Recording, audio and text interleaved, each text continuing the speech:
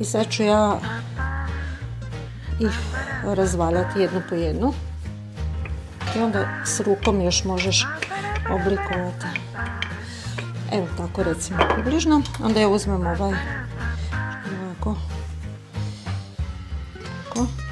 Sad još na pola. Pa onda opet na pola.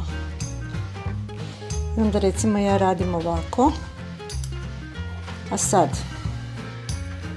mislim, mi volimo malo veće. A sad komotno se mogu raditi, recimo da još ovako pola, pa su malo manje. Recimo, ali isto neko voli manje. I onda evo recimo sad tu manju, ja je uvijek ovako malo razvučem još. I onda je samo ovako. Evo. Tako. I onda ih ređaš tu.